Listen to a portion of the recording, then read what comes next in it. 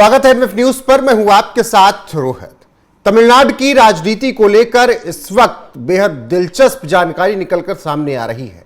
आरोप ये लग रहे हैं तमिलनाडु के नए मुख्यमंत्री जोसेफ विजय पर कि उन्होंने हॉर्स ट्रेडिंग की, यानी विधायकों को खरीद कर विधानसभा में बहुमत साबित किया, जिसकी वजह से एक पीआईएल दाखिल की गई है सुप्रीम कोर्ट में, और जब तक उस पर फैसला ना आ जाए तब तक तमिलनाडु में राष्ट्रपति शासन लगाया जाए, ऐसी याचिका में मांग की गई।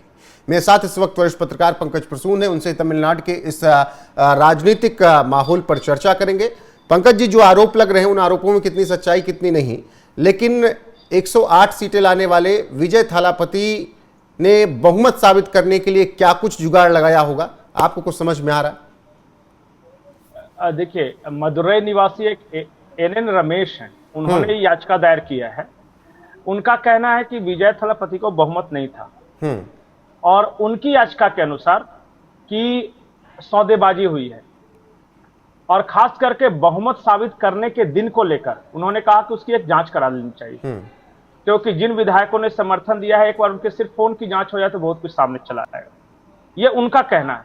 और उन्होंने सीबीआई को इसमें पार्टी बनाया है, और साथ ही ये भी कहा है कि जब तक ये जांच पूरी नहीं होती तब तक फिलहाल तमिलनाडु में राष्ट्रपति शासन लगाकर रखिए। ये उनकी याचिका है। लेकिन रोहित, मुझे लगता नहीं कि इस याचिका में कुछ हो सकेगा। अब तक जो मैं अपने अनुभव से बता रहा हूं कि ठीक है, बहुत सारी इस तरह पीआईएल दायर होती है, लेकिन अगर देखिए राजनीति में सौदेबाजी होती है, इसमें तो कोई दो राय नहीं। जब लोकसभा के अंदर अमर सिंह पर आरोप लगाते हुए फगन सिंह कुलस्ते और वो सब जो नेता नोट की गड्डी लहराए, उस पर कुछ नहीं हुआ जो कि सामने था, तो ये तो ऐसी वेग है, कुछ नहीं होगा।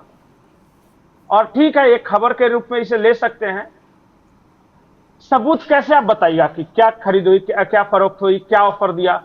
और दुनिया में किसको नहीं पता है कि ये आपस में ये लेन देन होता है? किसको नहीं पता है? सवाल ये अब अगर जी, सवाल ये पंकज जी कि 108 विजय के थे, 5 मान लीजिए आगे कांग्रेस के, 113 कुल मिलाकर 118 19 हो गए, जो 4-5 पार्टियां इन्होंने मिलाई, वीसी के और तमाम। लेकिन जब आंकड़ा 145 पहुंचा विधानसभा में, तो उसके बाद ये सवाल उठने लगा कि क्या एआईएडीएमके वालों को संपर्क किया गया, क्या हॉर्स ट्रेडिंग उनके जरिए हुई? नहीं, सिर्फ एआईएडीएमके की बात नहीं है, ये वीसी के वाले के साथ क्या डील हुई जाके पता कीजिए। हर कोई बोलेगा, वहां पे जानता है किस बात को लेकर सौदेबाजी हुई, कितने की डील हुई, क्या क्या फैसिलिटीज मिलने थे। ये तो होता ही है राजनीति में, लेकिन कुछ होना जाना नहीं है। ये पीआईएल लगाने से कुछ नहीं होगा। इस देश के राजनीति का यही तो दुर्भाग्य है। अच्छा चलिए, छोड़ दीजिए उतना, तो आप नॉर्थ में तो जान रहे हैं, नॉर्थ में इतनी जगहों पे ऑपरेशन कमल हुआ, क्या हो गया? या फिर अभी देखिए ना, राघव चड्ढा आ गए साथ, क्या हो गया? इससे कैसे साबित कीजिएगा इस चीज को? लेकिन इस पीआईएल इसे आज का सुप्रीम कोर्ट के फैसले इन सब के अगर आगे बढ़े, तो क्या अगर विजय ने या फिर टीवीके ने ऐसा किया होगा तो 5 साल तक सरकार चला पाना आसान रहेगा उनके लिए? अरे, अगर मान लिया कि 118 बहुमत के लिए चाहिए था, 118 120 होता, तब तो हम बोलते कि चलो भाई मुश्किल है। लेकिन वो जो एक्स्ट्रा 22 आया है एआईएडीएमके की तरफ से, तब तो स्टेबल हो गई ना सरकार। और मैं आपको एक चीज बताऊं, चलिए ये नहीं, एक ब्रेकिंग न्यूज देता हूं। सबसे फास्टेस्ट स्कैम का रिकॉर्ड कहां पे बना है पता है दुनिया में? सबसे फास्टेस्ट स्कैम का रिकॉर्ड, मतलब कि टीवीके के एक मिनिस्टर है, पीडब्ल्यूडी मिनिस्टर, उन्होंने शपथ लिया, 1 घंटे बाद एक टेंडर निकला, सुबह 3 बजे टेंडर का नोटिस हुआ, दोपहर को 2 बजे बंद कर दिया गया। और इस बीच आपको टेंडर के सारे कागजात भी भरने थे। बाद में हंगामा हुआ, वो बसवराज उनका शायद नाम है, पीडब्ल्यूडी मिनिस्टर है, आप जाके पता कीजिए, उनका सिर्फ आप देख लीजिए। और फास्टेस्ट स्कैम का रिकॉर्ड बनाया है। और तो जब पूरी तरफ फजीहत होने लगी आए, ये तो पता ही नहीं चला कि कब टेंडर खुला। बोले कि खोला ना 3 बजे सुबह और दोपहर 2 बजे बंद कर दिया। और जिसको देना था पहले से सेट था, वो तो अपना कागज का सेट बना के रखे हुए, टेंडर खुला उसने जमा कर दिया, बाकी लोगों को पता नहीं, टेंडर उसको मिल गया। तो ये घपला घोटाले का रिकॉर्ड बनाया। अब जब पूरी तरह हंगामा हुआ, खूब बवाल मचा तमिलनाडु में, तो कहा गया कि फिलहाल वो टेंडर ऑन होल्ड है। हम्म। तो जब ये सरकार खुलेआम ऐसे कर रही है, अच्छा बताइए, किसी राज्य का मुख्यमंत्री अगर एटीटी प्रभाकरन को जाके श्रद्धांजलि अर्पित कर रहा है और आपको फिर भी बहुत उम्मीद है, तो फिर अब मैं इसके बारे में कुछ नहीं बोलना चाहता। मैं तो बार बार बोलता हूं कि हमारे देश के लोग बड़े फिल्मी हैं, कभी किसी कॉकरोच पार्टी के बहकाव में आ जाते हैं, कभी किसी केजरीवाल के, तो कभी कहीं क्रांति होगी, तो उसी तरह की क्रांति ये हुआ है और एक फिल्मी हीरो को बनाया है। बिल्कुल। और आप जिस टेंडर की बात कर रहे हैं, डीएमके ने जो आरोप लगाए टीवी के पर कि बिल्कुल कांचीपुरम वाटर टैंक टेंडर को एक खास ठेकेदार को पहुंचाया गया और बोली लगाने की टाइमिंग के साथ खेल किया गया, और इसके बाद फिर डीएमके ने इस पर खूब बवाल काटा है। अभी तो देखते जाइए, अभी तो क्या हुआ कि एक हफ्ता तक वो बेचारा अपनी गाड़ी का नंबर बदलवाने में, तो वो कल एक देख रहा था, कल कोई दूसरे देश के रिप्रेजेंटेटिव आए थे, तो वो जेब में हाथ रख के हीरो का स्टाइल मार रहा था। तो मजा लेने दीजिए लोगों को, इस देश के लोगों को डेवलपमेंट से ज्यादा एंटरटेनमेंट चाहिए, तो एंटरटेनमेंट वो प्रोवाइड कर रहा है हमेशा से। देखिए, मैं अभी भी कहता हूं, किसी भी सरकार के लिए मैं 6 महीने से पहले कुछ बोलना नहीं चाहता। 6 महीने उनका हनीमून पीरियड होता है, उनको करने दीजिए, लेकिन कुछ के लक्षण पूछ के पाव पालने में दिखने शुरू हो जाते हैं। मैं आपको बता के जा रहा हूं, ये तमिलनाडु के इतिहास का सबसे करप्ट सरकार हो, और लिख के रख लीजिए इसको। इसके पीछे क्या एक्सपीरियंस नहीं है, या फिर उस तरीके की राजनीति विजय को नहीं आती? अरे एक्सपीरियंस की बात नहीं है, सारे जो करप्ट थे वही तो इस पार्टी में शामिल है। वो जो 22 आए एआईडीएमके वाले या कांग्रेस वाले, ये सब काहे के लिए आए हैं? ये सब बहुत बड़ा विजय थालापति के इन्फ्लुएंस में थोड़ी है, बड़ा आइडियोलॉजी कुछ थोड़ी है। विजय थालापति मधुकोड़ा साबित हो जाएंगे क्या? उससे भी ज्यादा भयंकर। मैं आज बोल दे रहा हूं इस बात को लेकर। और वो आदमी, वो मैं बार बार, चुनाव के पहले भी ऐसा नहीं है कि रिजल्ट आने के बाद मेरे बोल बदल जाते हैं। वो क्रिश्चियन मिशनरीज का प्लान बी है, और है वो। और अभी देखते जाइए क्या क्या खेल होता है अभी तमिलनाडु के जरिए, और तमिलनाडु में उठापटक अभी चलेगी वहां पे।